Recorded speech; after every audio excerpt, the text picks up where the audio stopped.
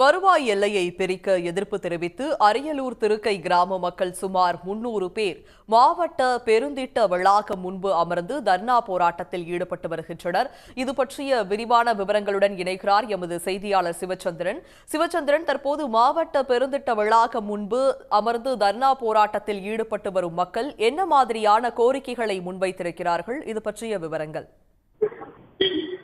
அதாவது விழுப்புரம் மாவட்டம் காணை ஊராட்சி ஒன்றியத்துக்கு உட்பட்டதுதான் அரியலூர் திருக்கை ஊராட்சி. இந்த ஊராட்சியில் பார்த்தீங்கன்னா 4000க்கும் மேற்பட்ட மக்கள் தொகையில் இருந்ததுனால கடந்த 20 ஆண்டுகளுக்கு முன்பே இந்த ஊராட்சியில் புதியதாக டட் நகர் என்று மக்கள் தொகை அடிப்படையில் தனி ஒரு புது ஊராட்சி உருவாக்கப்பட்டது.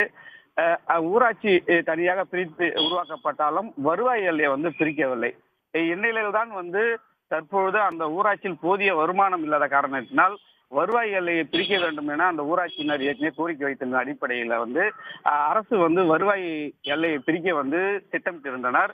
இதை அறிந்த அரியலூர் திருக்கை ஊராட்சி மன்றத்தினர் அந்த ஊராட்சி மன்ற தலைவர் வனிதா நாகராஜி உள்ளிட்டோர் அந்த கிராமத்தை சேர்ந்த சுமார் 300க்கும் மேற்பட்டோர் இன்று மாவட்ட ஆட்சியர் அலுவலகத்திற்கு மனு அளிக்க திரண்டு வந்தனர். ஆனால் உள்ளே அனைவரும் அனுமதிக்க முடியாது என்று கூறியதன் அடிப்படையில் அங்கு 300க்கும் மேற்பட்டோர் மாவட்ட பெருந்திட்ட வளாகம் எதிரிய பகுதியில் திடீரென அமர்ந்து இந்த தர்ணா போராட்டத்தில் ஈடுபட்டு வரும் காட்சியை தான் நாம் பார்த்துக் கொண்டிருக்கிறோம். இதனைத் தொடர்ந்து போலீசார் பேச்சுவார்த்தை நடத்தி முக்கிய நிர்வாகிகள் மட்டும் ஒரு 10 பேரை மனு அளிக்க மாவட்ட ஆட்சியரும் அழைத்து சென்றனர்.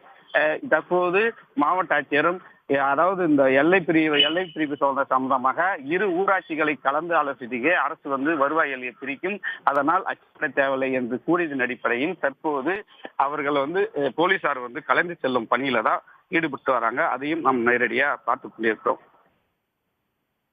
விவரங்களை வழங்கியமைக்கு நன்றி சிவச்சந்திரன். உடனுக்குடன் செய்திகளை தெரிந்து கொள்ள சன் நியூஸ் பெல் ஐகானை கிளிக் பண்ணுங்க.